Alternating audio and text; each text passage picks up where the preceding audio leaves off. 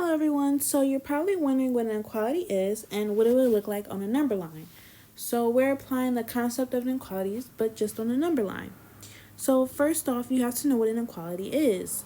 So inequality is a mathematical expression that shows a range of possible outcomes for a numerical value, rather than a single solution. So it's basically showing infinity amounts of solutions you could put within an inequality equation. So to represent inequality, we use certain mathematical symbols. So this first symbol on the screen would be the less than or equal to sign. The second symbol we have would be the regular less than symbol. And the main difference between these are the underline underneath them. So if you have underline, it will mean an equal to, and if you don't have an underline, it would just be a regular inequality symbol. So for this third symbol, this would be the greater than or equal to, and for the fourth symbol, this would be the greater than symbol. So the only difference is the underline and the equal to part. The underline determines the equal to, and if it doesn't have it, it just shows the than part of the symbol. But wait, there are more symbols we must work with when dealing with inequalities on a number line. So these two symbols would be the open circle and the closed circle. So starting off with the open circle first, when graphing, we know to use this open circle when we see the greater than or less than symbol.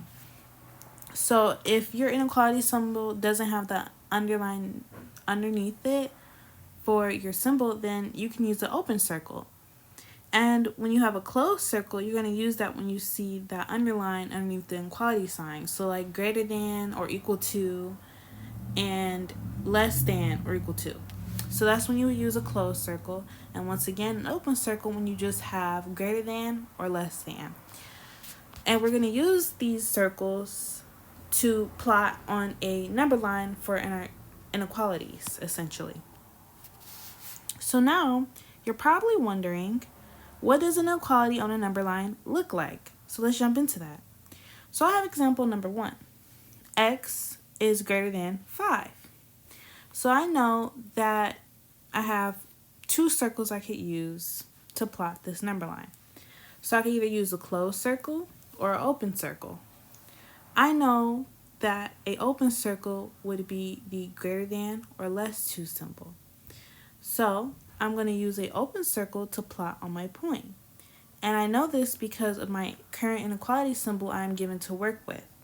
It is a regular inequality, which would be greater than or less than, and in this case, it is greater than. So I know that I'm going to use that open circle. And I know that any number greater than 5 I could use. So I'm going to point my arrow to like 6, 7, 8, and so on, because I know those numbers could take place of x and still be equivalent to the graphing, essentially, the equation. So, since x has a greater sign, we give the graph an open circle. Then we plot at 5, because I have 5 and I know that any number greater than 5 I can use. And then we draw the line going forward to show a positive increase in numbers. Alright, I have example number 2. So I have x is less than 2. So I know that when I have the less than or equal to symbol, which would be the underline under the inequality symbol, I'm actually going to use a closed circle this time. So when I do that, I'm going to plot my closed circle at 2 because I know that any number less than 2 could take place of that x. And I'm going to draw my line going to the left because any number below 2 which would be a negative, 1, 0, and so on, is okay. I just have to point my arrow going in that direction because I want to show that those numbers could take that place, essentially. So, in conclusion, x would be anything equal to or below 2, which is why we have that closed circle, and we draw the graph to lower the values in that direction. Alright, I have example number 3. Now this one looks a bit more different. So this one you're going to have to do a little bit more work, but that's actually okay because you're just doing regular solving for this one. So just the same way you would do a 1-step or 2-step, you're going to do it here just without the equal sign and you're going to actually plot this one. So I have 2x plus 3 is less than x plus 7. So I know I want to get x by itself. So first, I'm going to subtract x on both sides because they're like variables. And you do this step and this concept commonly in one-step or two-step equations. So definitely check those out if you want to know more about one-step or two-step equations, because they apply to this concept as well, and many other algebraic concepts and fundamentals. But back to the example, I'm going to subtract x on both sides, and when I do that, I get x plus 3 is less than 7. But I still want that x by itself, and it's still not quite there. So to do that, I'm going to subtract the lower number, which would be 3, and I'm going to subtract that on both sides. So I'm going to do minus 3 on both sides, and when I do that, I have x is less than 4. That is how I solve that inequality. Now I want to graph it, and since I want to graph it, I know that I'm going to have to look at my inequality symbol to determine which type of circle I'm going to use. So I see that this is a regular less than symbol, so I'm going to use an open circle to graph this. So I'm going to plot my point at 4, and then I'm going to draw my arrow going in any direction that would be a negative direction or to my left, because that's usually where negatives lie. And I'm going to draw my arrow going down that way because I know those numbers in that direction are less than 4. So you can start at 4, plot at 4, and then I'm going to go down. So that's essentially what it's saying. Any value less than, it's just this time it's plotted. And we're going to use an open circle because we know that this is just a less than symbol.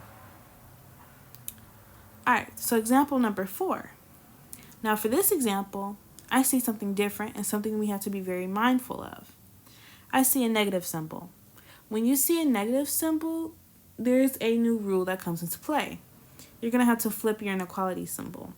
And we're going to solve, and I'm going to show you why you do that. So I have negative 2x is less than 6.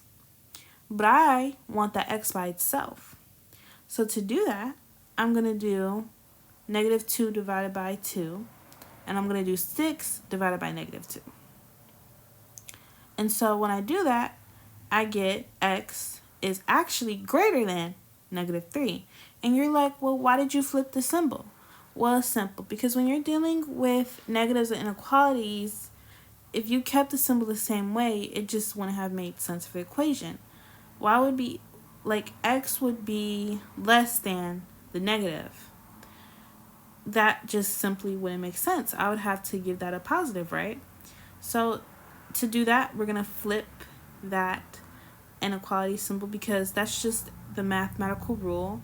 When dealing with inequalities, you have to flip that symbol when you're dealing with negatives to make the equation be correct. In other words, a real equation. So I'm going to plot this. Once again, now that I have that inequality symbol flipped, I'm going to look at it and I'm going to determine which type of circle I need to use, an open or closed circle.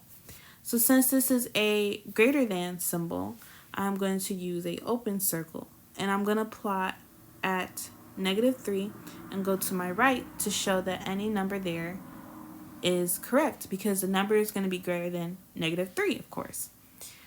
And so the main rule here is when you have a negative number, just make sure you flip the inequality symbol because that is very important.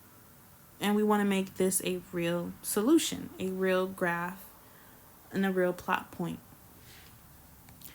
Alright, so now that I've done that, what are some common mistakes I should look out for? Because anyone can do math, but at the same time, anyone can make mistakes. So, the first mistake is mixing up the open and closed circles. These are some very common mistakes and mistakes you should be mindful of. So once again, the open circle stands for the less than or greater than symbol. The closed circle stands for greater than or equal to and less than or equal to. So just keep that in mind, and we dig over that in the beginning half of the video. So if you want to review that, go ahead. Just make sure you differentiate between the open and closed circles because that's the biggest point of graphing inequalities. The second common mistake is shading in the wrong direction. So for example, if I had x is less than 3, I don't want to go to the right because I know to the right there are more bigger numbers than 2. I actually want to go to the left because I know that's where my negatives lie, and I know that my negatives or any number like 1 or 0 will be below 2, and I'm essentially going to want to shade in that direction. So make sure you're being mindful of that and where you are drawing your arrows. I like to always double check by saying, is this number greater than or less than the value I'm given or the value I've solved for? So that's essentially how I'm able to tell. And the third mistake is forgetting negatives go left. So that goes into the second point, which would be like, so when you're looking at a number line, your positives are to your right and your negatives are on the left. Knowing negatives and where they go and being careful of those are very important because that's something a lot of people get tricky. And there's another common mistake I would like to mention, which would be flipping the negative sign when you have a negative equation. So in our example number 4, we had a negative sign and we knew we had to flip the inequality symbol, because if you don't, wouldn't make sense in mathematical terms, because a number greater than 3 would actually be a positive, but we're saying negative 3 is greater than that positive, and that just simply wouldn't make sense.